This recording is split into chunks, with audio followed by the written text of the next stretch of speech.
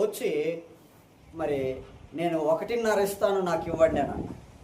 1,50,00,000 ఇస్తాను నాకు ఇవ్వండి ఈ స్థలం అని అన్న.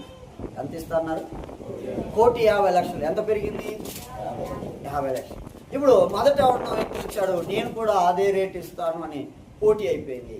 ఇప్పుడు బేరం ఎంత అయిందంటే 1,75,00,000. ఎంత పెరిగిందండి? 75% పెరిగింది.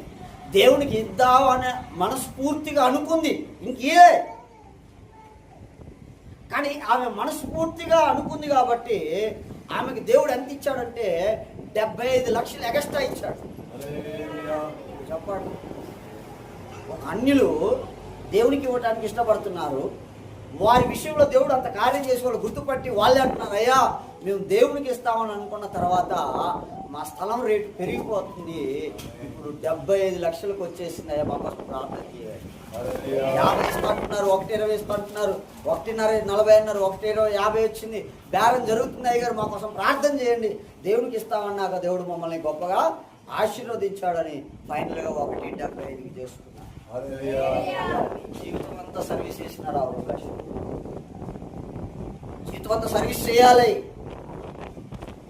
ఒక ఉద్యోగి 50,000 రూపాయల ఉద్యోగి, 1,00,000 రూపాయల ఉద్యోగి ఒక సర్వీస్ చేస్తే మిగిలేదు ఎంత అంటే ఆ 1,00,000. ఒక్క మాటతో దేవుడు 75,00,000 ఆమెకి లాభాన్ని తెచ్చిపెట్టాడు. వెళ్ళారా? చెప్పడం ఉద్దేశం ఒకటే, మనం దేవునికి మంచి మనసుతో మనం ఇవ్వాలని ఒక నిర్ణయంలోనికి వస్తే ఆ నిర్ణయం నిజంగా మంచిదైతే అంతరంగం ఎరిగిన వాడు దేవుడు కనుక ఖచ్చితంగా కార్యాలు చేస్తాడు.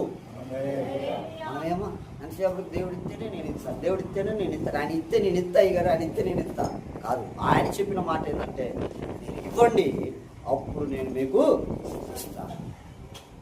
హల్లెలూయా. మీ ఆస్తికర్తలుగా చేస్తాను, మీ నిధులను నింపుతాను, ఆస్తికి అధిపతులను చేస్తాను, మీ కొత్త కొట్లు కట్టుకుంటారు మీరు. అలాంటి దీవెన కావాలంటే కలిగినది నువ్వు ఇవ్వాలి. లేని కలిగిందే ఇవ్వలేకపోయావు, లేనిది ఏమి ఇస్తావు? అందుకని వాక్యం అంటుంది, పిల్లరా, కనబడిన సహోదరుని ప్రేమించలేని నీవు కనబడని దేవుని ఎలా ప్రేమిస్తావు? కనబడే సహోదరునే ప్రేమించలేకపోతున్నావు, నీ దగ్గర ఉన్నదే ఇవ్వలేకపోతున్నావు, లేని దానికి తెచ్చిస్తావు.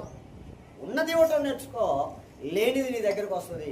నీ దగ్గరకు వచ్చినాక దేవునికి ఇవ్వటం నేర్చుకో, ఉన్న దాంట్లో ఇవ్వటం నేర్చుకోవాలి. ఉత్సాహంగా, హల్లెలూయా, సంతోషంగా మనం ఇవ్వగలగాలి. అప్పుడు దేవుడు తప్పకుండా మనకి ఇస్తాడు. హల్లెలూయా. ఇంకా గమనించండి, యోహాను సువార్త 14:20 చదువుకున్నాం కదా, లూకా సువార్త